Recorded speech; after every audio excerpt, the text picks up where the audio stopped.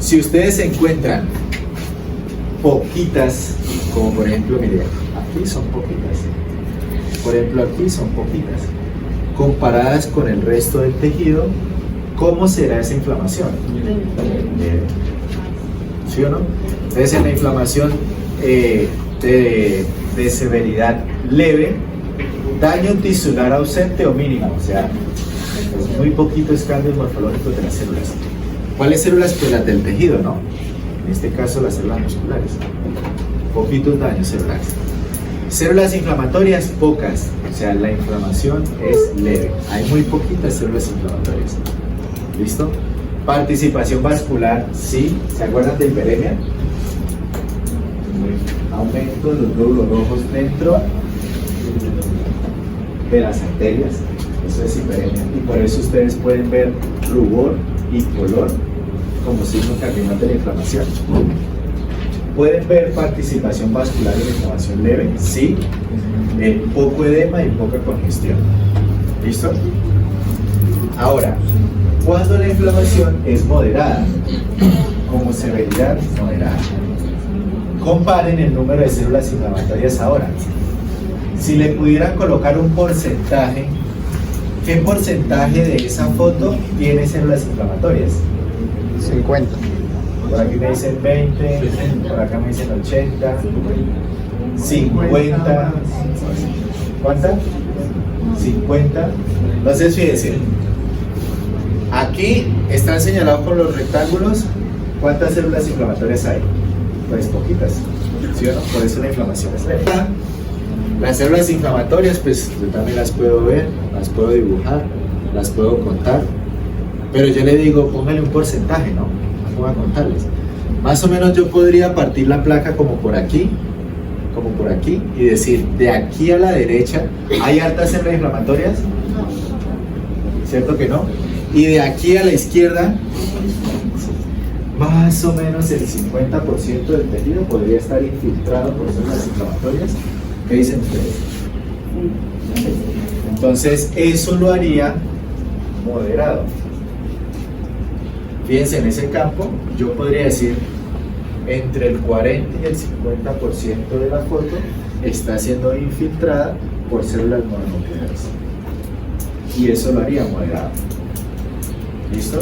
Y el último grado de la severidad, que es severo, ¿cuántas células inflamatorias hay? Hay 50. ¿Sí o no? Miren que hay muchísimas células inflamatorias y además de haber muchísimas, están por toda la placa. Están por todo el tejido. ¿Qué tipo de células inflamatorias son? ¿Será que son neutrófilos? ¿Cierto que no? ¿Será que son eosinófilos? ¿Cierto que no? ¿Será que hay células gigantes multinucleadas?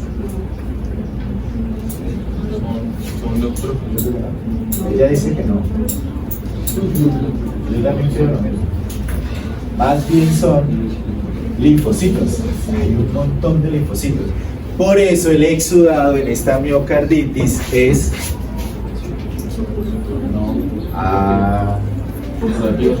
¿y ahí qué pasó? Sería no supurativa si fueran linfocitos. ¿Sí o no? Pero ¿qué pasó? ¿Qué hay, muchachos? Hay un montón de neutrófilos también. ¿Listo? Hay linfocitos y hay neutrófilos. En este caso, pues el libro prefirió colocarle el tipo supurativo. ¿Listo? Ahora, usted debe tener el criterio. ¿Usted qué ve? ¿Linfocitos o neutrófilos? Mira, ella está segura que hay linfocitos. Yo también. Yo creo que hay más linfocitos que neutrófilos. ¿Listo? Para mí sería una miocarditis no supurativa. ¿De acuerdo? Listo. Y la severidad, pues va a ser severa. Sí, que sí, ya le apareció la severidad en el diagnóstico morfológico.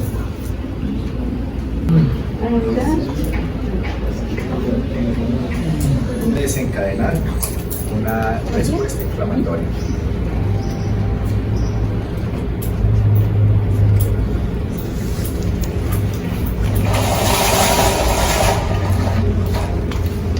la inflamación siempre van a suceder dos cosas. Lo primero que va a suceder en la inflamación es mover los mecanismos de defensa de la vasculatura hacia los tejidos.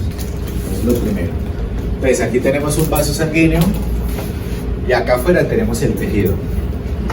Si acá afuera está el agente injuriante destruyendo las células, lo primero que tenemos que hacer es estos componentes que están viajando dentro del sistema circulatorio, hay que movilizarlos afuera de él para que vayan al tejido a mediar la respuesta inflamatoria.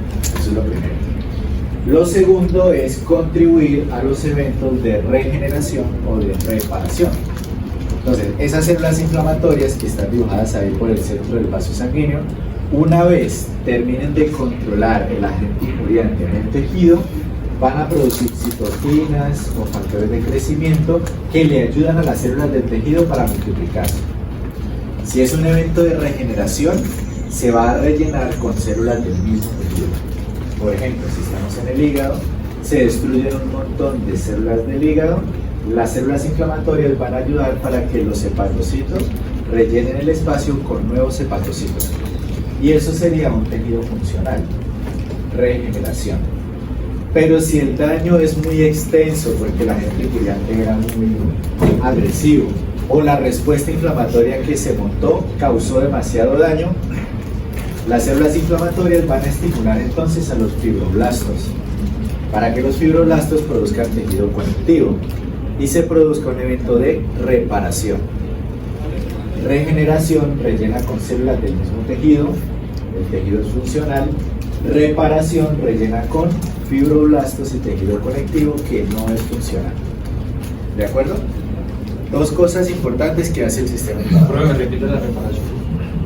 En la reparación, estas células inflamatorias que están aquí, afuera en el tejido, producen citoquinas que estimulan a estas que están dibujadas aquí de color rosado, que se llaman fibroblastos, para que estos fibroblastos produzcan tejido conectivo.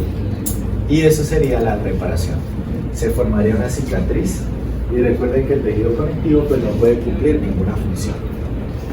Se rellenan con tejido conectivo que hay una secuencia de eventos para que pueda suceder todo eso de la salida de las células del vaso sanguíneo. Lo primero es que sucede una vasodilatación.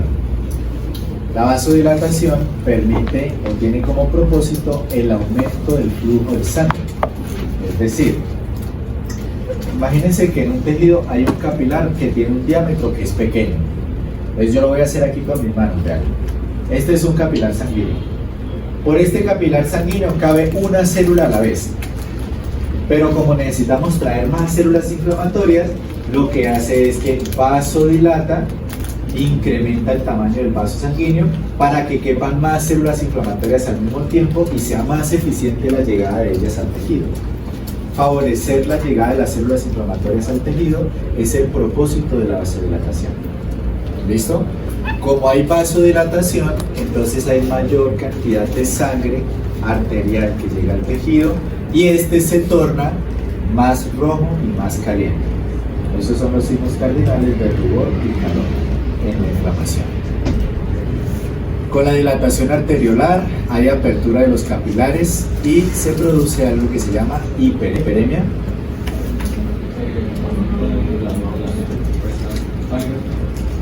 Aumento de los glóbulos rojos en las arterias o en el componente arterial. Eso es hiperemia. ¿Listo? En un tejido que está inflamado siempre vamos a ver hiperemia. Siempre. La vasodilatación se produce por la liberación de aminas vasoactivas como lo son la histamina y el óxido nítrico. ¿Listo? ¿Quiénes producen la histamina y el óxido nítrico? Lo producen las mismas células endoteliales. Pues si el tejido aquí está dañado, yo como célula endotelial produzco óxido nítrico para hacer vasodilatación y favorecer la salida de las células inflamatorias al tejido para que vayan a mediar la respuesta contra el agente injuriante. ¿Listo? La histamina se encuentra en las células de mast, que son células inflamatorias, y las plaquetas también pueden producir histamina para hacer esa vasodilatación. Una vez sucede la vasodilatación, Luego sigue aumento de la permeabilidad microvascular. Entonces, como las células endoteliales, que son estas que yo tengo acá, en la vasodilatación se separan y aumentan los espacios intercelulares, es muy fácil que el agua se salga de los vasos sanguíneos, es muy fácil que las proteínas como el fibrinógeno se salga de los vasos sanguíneos y se convierta en fibrina, y es muy fácil que las células inflamatorias se salgan hacia el tejido que tenemos que ir a defender. ¿Listo? Ahora el tejido está lleno de agua, está lleno de proteínas como la fibrina y está lleno de células inflamatorias. Por eso hay tumor. Por eso el tejido se hace más grande en la inflamación. El tercer evento se llama flujo de sangre disminuido. Hay éstasis o detenimiento de la sangre con concentración de glóbulos rojos que conlleva a rubor. Y eso sucede principalmente en el componente venoso. ¿Listo? En el componente venoso se detiene la cantidad de sangre que está saliendo del órgano y se acumula dentro de él. Por eso el órgano se coloca más rojo. Luego en la secuencia de eventos vienen los eventos celulares. En los eventos celulares va a suceder algo que se llama marginación, rolling y adhesión. Voy a devolver. Entonces miren, aquí tenemos un vaso sanguíneo. Dentro del vaso sanguíneo, los elementos viajan por el centro del vaso sanguíneo, es decir, justamente por el centro de él es donde se encuentran los glóbulos blancos y los glóbulos rojos. ¿Listo? Y ya más cerca a las paredes, pues se encuentran el plasma y las proteínas. Pero por el centro del vaso sanguíneo van los glóbulos rojos y los glóbulos blancos. ¿Listo? Entonces, ¿cómo hace este glóbulo blanco? Este, por ejemplo, es un neutrófilo. ¿Cómo hace este glóbulo blanco para llegar hasta el tejido a mediar una respuesta inflamatoria? Lo primero que él debe hacer se llama marginación. Entonces, si él va por el centro del vaso sanguíneo, ¿qué tiene que hacer? Pues tiene que acercarse a la pared del vaso sanguíneo.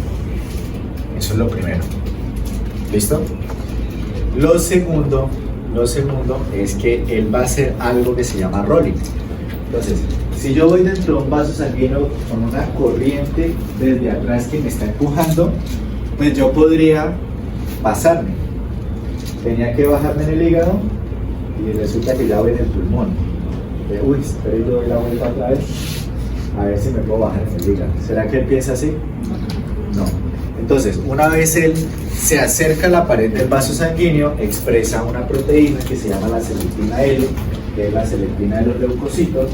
La célula endotelial del vaso sanguíneo expresa otra proteína que es la selectina E, y esas proteínas son de baja afinidad. Entonces, este leucocito, cuando él se acerca a la pared, empieza a rodar sobre la pared. Y cuando él va rodando, se unen y se separan las proteínas selectinas para disminuirle la velocidad al glóbulo blanco, porque si no, se pasa. ¿Listo? Hasta que llega a un punto, digamos que ese punto es acá, donde la célula endotelial, que es esta, expresa una proteína que se llama integrina.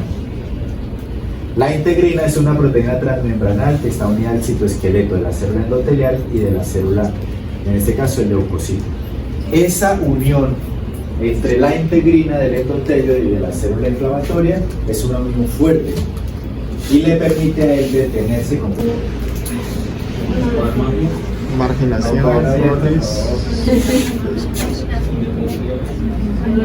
Por la necesidad. Ahí está bien. Estos son los eventos celulares, ¿no? Pues, marginación, los glóbulos blancos que van por el centro del vaso sanguíneo se acercan a la pared del vaso sanguíneo. Marginación. Rolling, mediante la expresión de las selectinas, selectina L de leucocitos, selectina E de endotelio, tienen una unión de baja afinidad y él rueda. Y cuando él rueda por la pared, disminuye la velocidad con la que va dentro del vaso sanguíneo. Y luego adhesión. Pues hay una proteína que se llama integrina, que cuando se une con la célula endotelial, el glóbulo blanco se detiene completamente. Así tenga toda la corriente sanguínea encima, pues él no avanza más. adhesión. Ahí él hace diapédesis. Deforma su citoplasma, deforma su citoesqueleto y se sale del vaso sanguíneo. Ahí entra al tejido y va a ir a luchar contra los males. ¿De acuerdo? Bien. En los eventos celulares es la migración de los leucocitos a los tejidos. Eso se conoce como exudación. Esa migración pues se inicia con la diapédesis para salirse del vaso sanguíneo y favorece también la salida de agua y proteínas. Por eso el edema y por eso la fibrina. ¿Listo? En la respuesta inflamatoria. Luego sucede la acumulación de leucocitos en el sitio de la lesión. Entonces yo les dije que cuando hay vasodilatación se sale el agua. Cuando hay vasodilatación se salen las proteínas. Cuando hay vasodilatación favorece la salida de las células inflamatorias al tejido. Ahora el tejido está lleno de agua, proteína y células. Y eso es lo que se observa como tumor o aumento del tamaño del órgano. Señor, pregunta, ¿es decir que siempre que hay tumor hay edema? Debería. Sí, es común. Y es raro que haya tumor y no haya edema. Sí, sería eso mismo, pero con otras palabras. Señor. Eso es, la acumulación de agua. ¿Listo? Entonces ahora hay mayor cantidad de células en el tejido y por eso el tejido se hace más grande. Y eso es tumor. Activación de células y producción de mediadores del dolor. Aquí hay producción de hormonas de tipo lipídica como las prostaglandinas, tromboxanos y leucotrienos que se derivan de la membrana de fosfolípidos. La bicapa de fosfolípidos de una célula.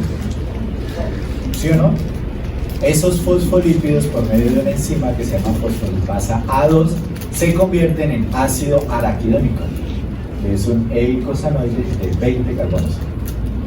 El ácido araquidónico por medio de otra enzima que se llama ciclooxigenasa, que hay ciclooxigenasa 1 y ciclooxigenasa 2, se convierte ese ácido araquidónico en prostaglandinas, tromboxanos y leucotrienos.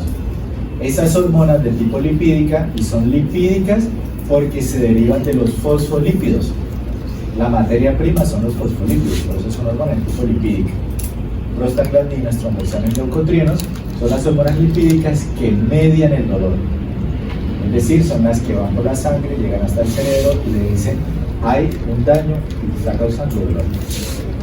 ¿Listo?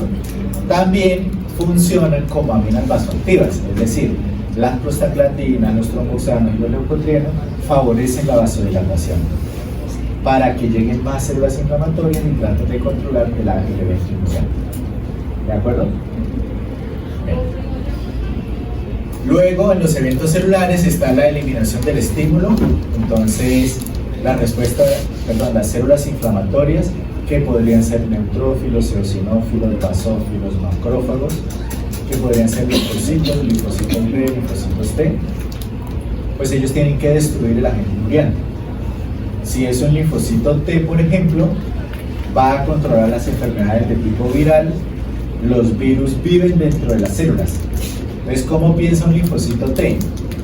Si la célula está infectada y tiene el virus dentro de ella, yo le voy a inducir la muerte a la célula. Porque si yo mato la célula, mato el virus también. Y así es como piensan los linfocitos T citotóxicos. Matan la célula que está enferma para que el agente de intracelular no se pueda multiplicar más. ¿Listo? Si es por el que estaba causando el daño, si ya destruimos el virus que estaba causando el daño, ¿qué sigue? Reparación. Pues ayudarle a las células del tejido a que podamos dañar lo que quedó destruido, ¿no? Entonces, si el daño no es muy fuerte, muy extenso, y el tejido tiene una alta capacidad de regeneración, por ejemplo el hígado. El hígado es una glándula, es la glándula más grande del cuerpo, que si usted le corta un lóbulo, él es capaz de volver a formar un lóbulo. En el caso de los ratones se ha descrito que son capaces de regenerar hasta el 75% del hígado. O sea, los ratones les han cortado el 75% del hígado y ellos han vuelto a formar otra vez el hígado completo. Es una glándula que tiene una alta capacidad de regeneración. Esa capacidad varía entre especies, ¿no? Para que no abusen del hígado, sobre todo en la especie humana, los abusadores del hígado. Entonces, si el órgano tiene una alta capacidad de regeneración, esos macrófagos que estaban allí en el tejido, que ya controlaban el evento injuriante, van a estimular a las células vivas del tejido para que hagan división y rellenen con células del mismo tejido. Y eso sería regeneración. Si el daño es muy extenso y el tejido tiene una baja capacidad de regeneración, lo que hacen los macrófagos es estimular a los fibroblastos para que produzcan tejido conectivo y sucede un evento de reparación. Se rellena con tejido conectivo, se hace una cicatriz y esa parte pues no es funcional, no puede cumplir ninguna función. ¿De acuerdo? ¿Fácil? Reparar el tejido, eso es regeneración. ¿Listo? Reparación es una cicatriz, es rellenar con tejido conectivo. Bueno, entonces vamos a ampliar esos mecanismos. El primero, en la secuencia de eventos, dijimos que era vasodilatación. En la vasodilatación se produce por liberación de histamina, óxido nítrico o prostaglandinas. Ellas favorecen la vasodilatación. ¿Listo? Dijimos que la histamina estaba en las células de masa o estaba en las plaquetas. Dijimos que el óxido nítrico, que es NO, lo producen las células endoteliales. Y las prostaglandinas se producen en el tejido después del daño de la membrana celular, del ácido araquidónico, la citocinasa y todas esas cosas. Bien. La vasodilatación sucede primero en las arterioles, luego en los capilares y luego en las vértebras postcapilares. Entonces, a la izquierda tenemos una red vascular terminal que es normal. Miren, este sería el diámetro normal de los capilares arteriales que les llegan al tejido. Esto que está en el centro se llama red vascular terminal y luego sigue el capilar venoso, capilar arterial, red vascular terminal, capilar venoso. Miren el diámetro y el flujo dentro de ella en un tejido normal. Cuando a este tejido le llega un evento injuriante y empieza con vasodilatación, entonces estos capilares arteriales son los primeros que se van a agrandar y se van a ver de esta manera. Cuando el capilar arterial se agranda, pues le llega mayor cantidad de sangre al órgano. Como es mayor cantidad de sangre arterial, el órgano se pone rojo, rubor, se pone caliente, tumor. Y el flujo sanguíneo pues se detiene al final, es decir que se disminuye la cantidad de sangre que se le drena a ese órgano. Comparen el tamaño de la red vascular terminal con una inflamación aguda con respecto a un tejido que es normal. Y eso es vasodilatación. ¿Listo? Recuerden que en la vasodilatación se sale el agua, aquí está descrito, aumenta la presión hidrostática porque hay mayor volumen dentro del vaso sanguíneo. Como se aumenta la presión hidrostática, el agua se sale del vaso sanguíneo. ¿Listo? Disminuye la presión coloidosmótica.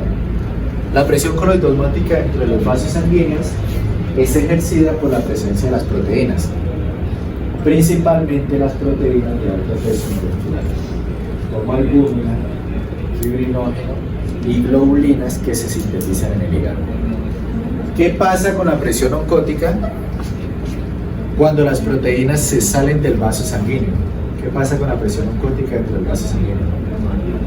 Se baja, porque ahora hay menos proteínas porque se salieron, porque ahora hay menos proteínas que estén jalando el agua pues hacia adentro o hacia el centro del vaso sanguíneo. ¿Listo? Por eso se incrementa la presión hidrostática y se disminuye la presión oncótica en el evento de vasodilatación.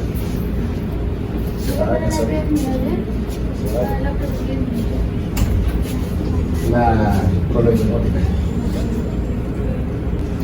Entonces a la izquierda tenemos un tejido normal. Noten ustedes los capilares de color rojo, los capilares arteriales de color rojo, los capilares venosos de color azul, la red vascular terminal, y alrededor el tejido, con matriz extracelular y algunos macrófagos ocasionales.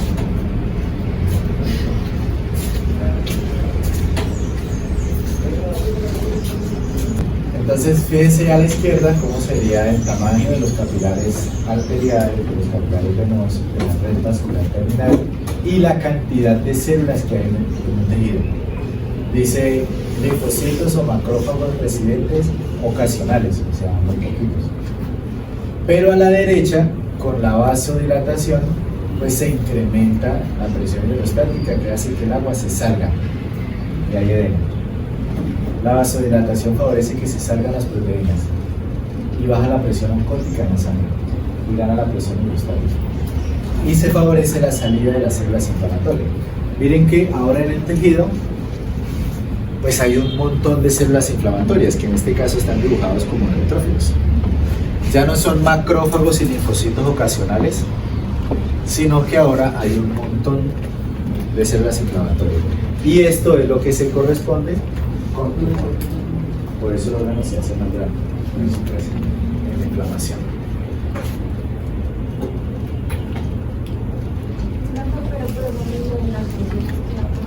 La presión hidrostática es la presión que ejerce el agua sobre los vasos sanguíneos para salirse. El agua siempre quiere salirse de los vasos sanguíneos. Eso es presión hidrostática. ¿Listo? Luego está la presión oncótica o presión coloidosmótica, que es las proteínas que están dentro del vaso sanguíneo, ellas todo el tiempo atraen agua. Ellas tienen la función de mantener el agua dentro del vaso sanguíneo. En un tejido normal, la presión hidrostática tiene que ser igual a la presión oncótica para que el agua se mantenga dentro del vaso sanguíneo. Ya vimos que en esto se ve de inflamación, se aumenta la presión hidrostática y se disminuye la presión oncótica. Por eso el agua se sale del vaso sanguíneo. Bien. ¿Cómo sucede la vasodilatación a nivel celular? Primero puede suceder por retracción de las células endoteliales y existe algo que se llaman las uniones GAPS. Las uniones GAPS es la unión de una célula endotelial con otra. Esas son las uniones GAPS. ¿Listo? En la vasodilatación puede suceder de que ellas se contraigan y se aumente ese espacio. Cuando se aumenta el espacio, miren allá en la figura, las flechas señalan que los componentes vasculares se salen. El agua, las proteínas, las células inflamatorias. ¿Listo? Una de las formas en las cuales puede suceder vasodilatación. Hay contracción de la célula endotelial, que puede ser inmediata o puede ser transitoria. Está mediada por moléculas como las aminas vasoactivas que se unen a un receptor y solo afecta a las venas. Y en el dibujo de abajo se observa que la célula endotelial se contrae. ¿Sí que está arrugada? Se contrae. Cuando ella se contrae, pues se incrementan las uniones GAPS con la otra célula. Se puede presentar filtración prolongada retardada. Algunas lesiones leves causan filtración vascular. Comienza con un retraso de 2 a 12 horas, pero tiene una duración de varias horas o días. Observen la contracción de las células endoteliales o la degeneración leve. Pues, aquí abajo tenemos las células endoteliales y se aumenta el espacio entre una célula endotelial y otra. ¿Listo? O puede ser que venga el evento injuriante y dañe esta célula endotelial. Si se daña una parte de la célula endotelial, pues también se aumenta el espacio y facilita que esta célula inflamatoria que va por el centro del vaso sanguíneo, que hizo marginación, rolling y adhesión, pues más fácilmente termine con la diapéresis para salirse del vaso sanguíneo. ¿Listo? Eso es vasodilatación. ¿Cómo más se puede producir la vasodilatación? Por reorganización del citoesqueleto. Recuerden que el citoesqueleto está hecho de una proteína que se llama tubulina y esa proteína, pues la célula todo el tiempo tiene que estarla reformando. porque ella se va consumiendo y se va desgastando. Esa tubulina también se puede reformar y cambiar la forma de la célula, con el propósito de abrir espacio, de abrir campo para que las células inflamatorias se puedan salir. Presentar la vasodilatación. Se puede presentar por lesión endotelial directa. Aquí las arteriolas, las vénulas y los capilares de la red vascular terminal se ven afectados. Hay un daño directo debido a estímulos nocivos graves y en este caso el agente injuriante destruye la célula endotelial. Como ya no está la célula endotelial, pues queda un hueco y por ese hueco se sale el agua, las proteínas y las células inflamatorias, porque se destruye la célula endotelial. Y el dibujito es claro para explicar eso. Si ven que por la célula endotelial de la derecha arriba no pasa nada, pero la de abajo tiene varias flechas, porque a través de la destrucción de la célula pues se pueden salir los componentes de la sangre. Se presenta en respuesta inmediata, sostenida, que puede durar horas o días hasta que el daño sea reparado.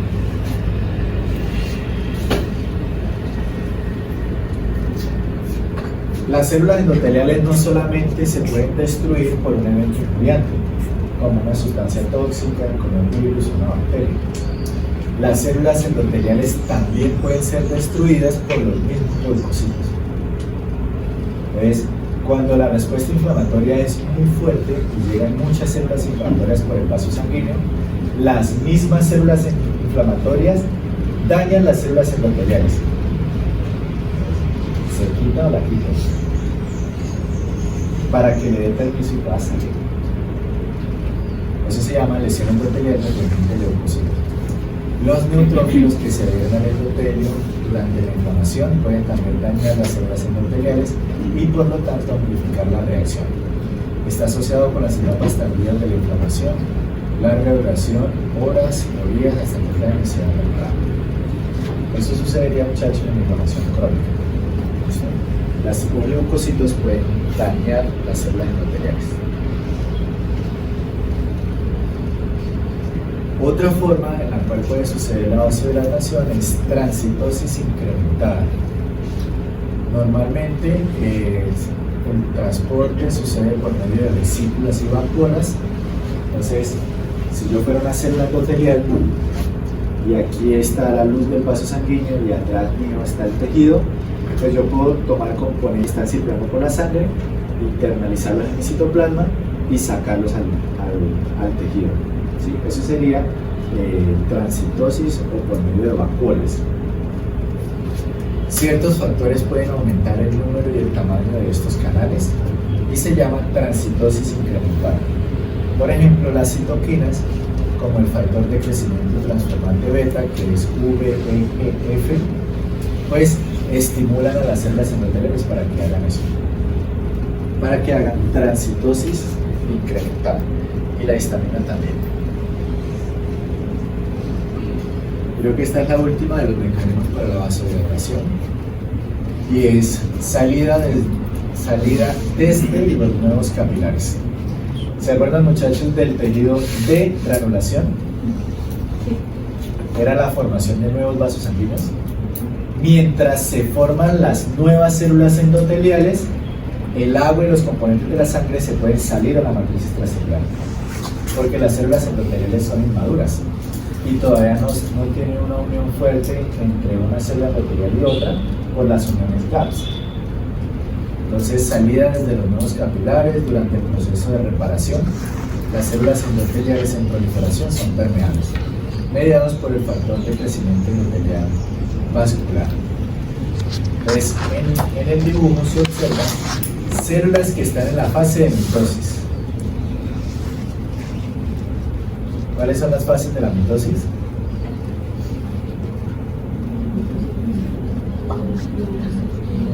De la mitosis está profase. No, metafase. ¿Metafase? Anafase. ¿Anafase?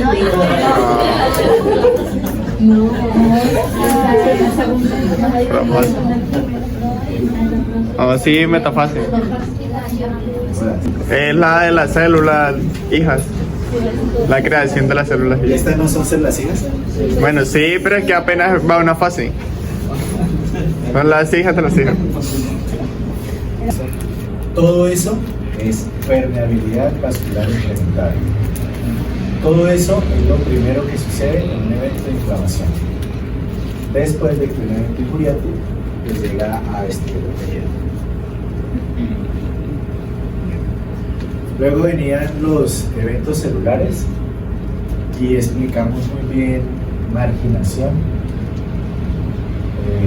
rolling y adhesión. ¿Sí o no? Luego las células se salen de los vasos sanguíneos por medio de diapéresis y llegan a controlar el agente injuriante. Resultados. ¿En qué termina todo esos eventos de permeabilidad vascular incrementada? Puede terminar en dos cosas, perdón, en tres cosas: transudado, exudado o transudado modificado. Son cosas completamente diferentes. ¿Listo? Y en esta tablita pues se pueden diferenciar. Que de pronto algún día se ¿listo? Pues en el exudado pues tiene gran cantidad de células inflamatorias, es rico en proteínas y tiene bacterias. El transudado no. El transudado no tiene células inflamatorias, tiene muy poquitas proteínas y no tiene bacterias, pero son muy raras, no son ocasionales. ¿Listo? El transudado modificado pues tiene características del exudado y del transudado. Esa es la diferencia. Pero pues ya ustedes se la aprenden.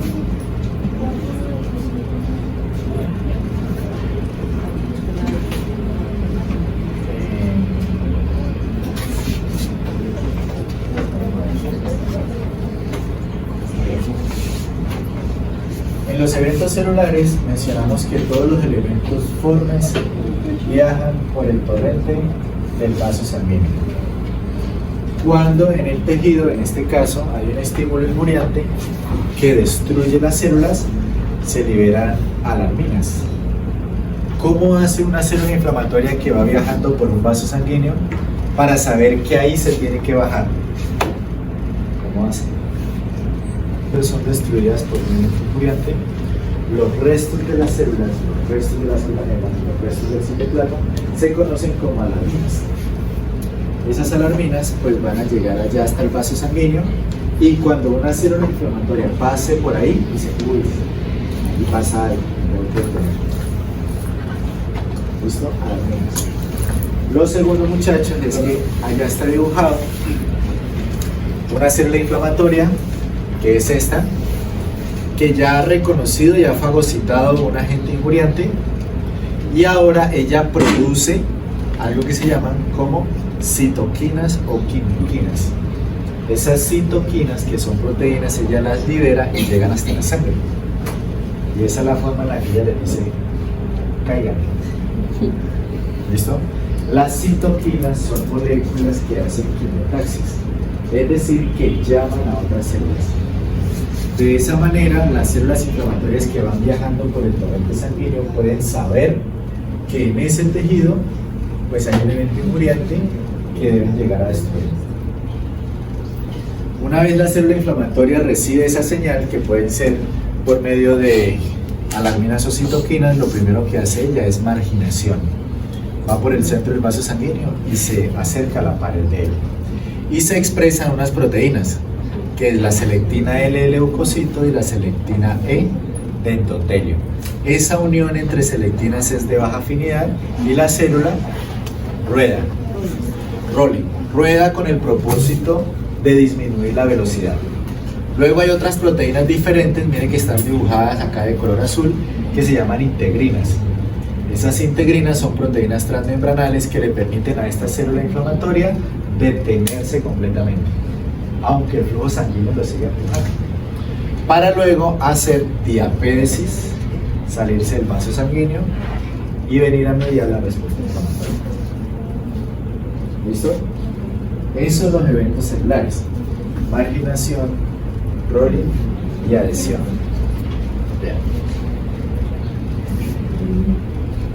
¿Les parece si dejamos hasta ahí?